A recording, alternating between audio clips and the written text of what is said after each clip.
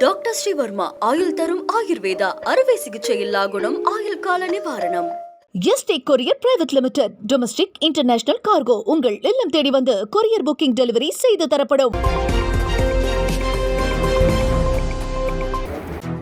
2024-25 கிட்டத்தட்ட 2200 கோடி ரூபாய் நிதி மறுக்கப்பட்டுள்ளதாக நிதி ஆயோக் கூட்டத்தில் முதலமைச்சர் மு.க.ஸ்டாலின் தெரிவித்துள்ளார். டெல்லியில் பிரதமர் நரேந்திர மோடி தலைமையில் நிதி ஆயோக் கூட்டம் நடைபெற்றது. இந்த கூட்டத்தில் கலந்து கொண்டு பேசிய முதலமைச்சர் PM ஸ்ரீ ஒப்பந்தத்தில் கையெழுத்து போடாததால் நிதி மறுக்கப்பட்டுள்ளதாக சுட்டிக்காட்டினார். எனவே தாமதமின்றி உடனடியாக நிதியை விடுவிக்க மத்திய அரசுக்கு முதலமைச்சர் மு.க.ஸ்டாலின் வலியுறுத்தினார்.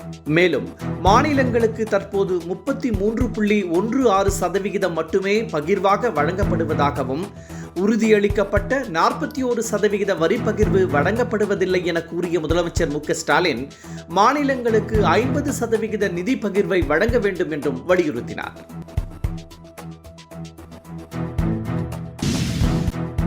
டெல்லியில் இன்று நடைபெற்ற நிதி ஆயோக் கூட்டத்தில் தமிழக முதலமைச்சர் மு.க.ஸ்டாலினுக்கு முக்கியத்துவம் அளிக்கப்பட்டது. குழு புகைப்படத்தில் முதலமைச்சர் மு.க.ஸ்டாலின் முதல் வரிசையில் இடம்பெற்றுள்ளார். பிரதமர் நரேந்திர மோடி, மத்திய அமைச்சர்கள் ராஜ்நாத் சிங், நிர்மலா சீதாராமன் ஆகியோருக்கு அடுத்தபடியாக தமிழக முதல்வருக்கு இடம் கொடுக்கப்பட்டுள்ளது. நிதி ஆயோக் கூட்டம் முடிந்த பிறகு அனைத்து மாநில முதலமைச்சர்களுடன் நரேந்திர மோடி குழு புகைப்படம் எடுத்துக்கொண்டார். இதனிடையே நிதி ஆயோக் கூட்டத்திற்கு பிறகு பிரதமர் நரேந்திர மோடி மாநில முதலமைச்சர்களுடன் கட்சி அரசியல் வேறுபாட்டை கடந்து பேசி மகிழ்ந்தார். குறிப்பாக தமிழக முதலமைச்சர் மு.க.ஸ்டாலின் தெலுங்கானா, பஞ்சாப் ஆகிய மாநில முதல்வர்களுடனும் பிரதமர் நரேந்திர மோடி கைகுலுக்கி மகிழ்ச்சி தெரிவித்தார். மேலும் தேநீர் அருந்திக் கொண்டே ஆந்திர முதலமைச்சர் சந்திரபாபு நாயுடுவுடன் பிரதமர் பேசும் காட்சிகள் தற்போது சமூக வலைதளங்களில் வைரலாகி வருகிறது.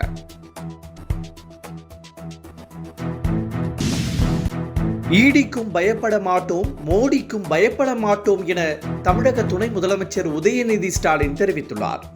அமலாக்கத்துறை சோதனைக்கு அஞ்சியே 3 ஆண்டுகளாக புறக்கணித்து வந்த நிதி ஆயோக் கூட்டத்தில் இந்த ஆண்டு முதலமைச்சர் மு.க.ஸ்டாலின் பங்கேற்க டெல்லி சென்றுள்ளதாக EPS, சீமான் உள்ளிட்டோர் முதலமைச்சர் மு.க.ஸ்டாலினை விமர்சித்து வருகின்றனர்.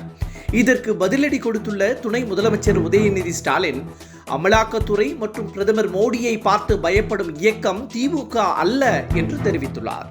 எங்கள் மடியில் கனமில்லை என்பதால் எந்த சோதனையையும் எதிர்கொள்ள தயாராக இருப்பதாகவும் உதயநிதி ஸ்டாலின் கூறினார்.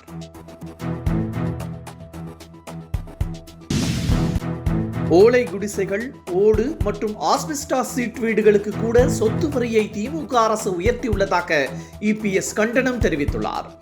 ஏழை மக்களின் குடிசைகளுக்கு வரியை உயர்த்தி அவர்களை வேதனையில் ஆழ்த்தியதுதான் ஸ்டாலின் மாடல் திமுக அரசின் சாதனை என்றும் அவர் விமர்சனம் செய்துள்ளார்.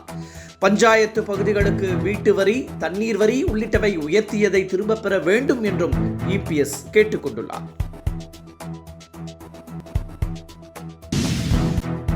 ஒரு மாத காலமாக தூக்கமின்றி மன உளைச்சலில் இருப்பதாக அன்புமணி ராமதாஸ் வேதனை தெரிவித்துள்ளார். பாமகவில் ராமதாஸ், அன்புமணி இடையே மோதல் உச்சகட்டத்தை எட்டிய நிலையில் இது குறித்து தனது வேதனையை அன்புமணி வெளிப்படுத்தியுள்ளார். தர்மபுரியில் நடைபெற்ற நிகழ்ச்சியில் பேசிய அவர், பாமகவிற்கு எதிராக எதிரிகள் சூழ்ச்சி செய்வதாக குற்றம் சாட்டினார். ராமதாஸின் கனவை நிறைவேற்ற பாமக தலைவராக தொடர்வதாகவும் அவர் கூறினார். பாமக நிச்சயம் ஆட்சியை பிடிக்கும் எனவும் அன்புமணி நம்பிக்கை தெரிவித்தார். பிரதமர் நரேந்திர மோடியை முதலமைச்சர் மு.க.ஸ்டாலின் சந்தித்து தமிழகத்திற்கான நிதி சார்ந்த கோரிக்கை குறித்து வலியுறுத்தினார். நிதி ஆயோக் கூட்டம் முடிந்த பிறகு பிரதமர் நரேந்திர மோடியை முதலமைச்சர் மு.க.ஸ்டாலின் தனியாக சந்தித்து பேசியுள்ளார்.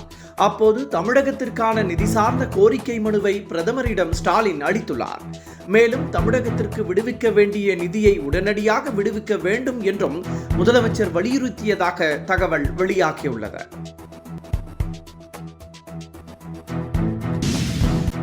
அதிமுக ஆட்சியில் கையெழுத்து போட்டுவிட்டு சொத்து வரி உயர்வை பற்றி பேச EPSக்கு என்ன தகுதி இருக்கிறது என அமைச்சர் KN நேரு கேள்வி எழுப்பியுள்ளார்.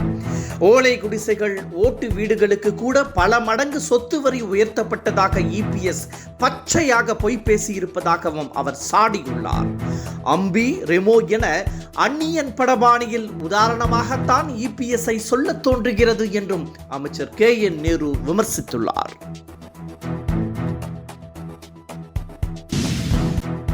கரும்பு விவசாயிகளுக்கு இனிப்பான செய்தி அறிவிக்கப்பட்டுள்ளது. நிலுவையில் உள்ள தொகையை வழங்குவதற்கு ஏதுவாக கூட்டுறவு ஆலைகளுக்கு 97.77 கோடி ரூபாய் நிதியை ஒதுக்கீடு செய்யப்பட்டுள்ளது. இதற்கான அரசாணை பிறப்பிக்கப்பட்டுள்ளதாக அமைச்சர் ராஜேந்திரன் தெரிவித்துள்ளார். எனவே விவசாயிகள் அதிக பரப்பளவில் கரும்பு சாகுபடி மேற்கொண்டு கூட்டுறவு ஆலைகளுக்கு கரும்புகளை வழங்க வேண்டும் என்றும் அமைச்சர் ராஜேந்திரன் கேட்டுக்கொண்டுள்ளார்.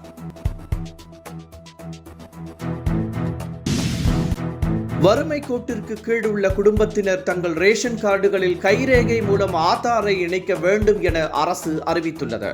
இதற்கான பணிகள் ரேஷன் கடைகளில் நடைபெற்று வந்த நிலையில் தற்போது ஊழியர்கள் வீடுகளை தேடிச் சென்று விவரங்களை பதிவு செய்து வருகின்றனர். முதற்கட்டமாக வேலூர் மாவட்டத்தில் பணிகள் தீவிரமாக நடைபெற்று வருகின்றன. ஆதார் கார்டை ரேஷன் கார்டுடன் இணைப்பதற்கு இம்மாதம் 30ஆம் தேதி வரை கால அவகாசம் வழங்கப்பட்டுள்ளது.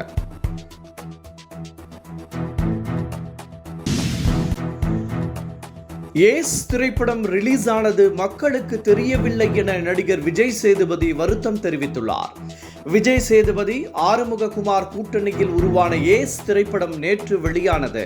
ஆனால் இந்த திரைப்படம் ரிலீஸ் ஆனது நிறைய பேருக்கு தெரியவில்லை என்றும் அது தங்களுடைய தவறுதான் என்றும் விஜய் சேதுபதி வருத்தம் தெரிவித்துள்ளார்.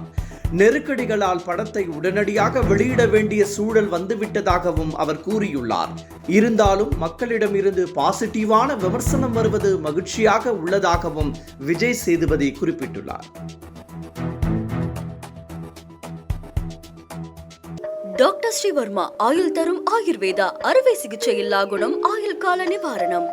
Yesterday courier private limited domestic international cargo உங்கள் இல்லம் தேடி வந்து கொரியர் புக்கிங் டெலிவரி செய்து தரப்படும். Branch express courier private limited domestic international cargo உங்கள் இல்லம் தேடி வந்து கொரியர் புக்கிங் டெலிவரி செய்து தரப்படும். என்றும் உங்களுடன் மை இந்தியா. முக்கிய செய்திகளை உடனுக்குடன் தெரிந்து கொள்ள சப்ஸ்கிரைப் பண்ணுங்க, பெல் பட்டனை பிரஸ் பண்ணுங்க. என்றும் உங்களுடன் மை இந்தியா.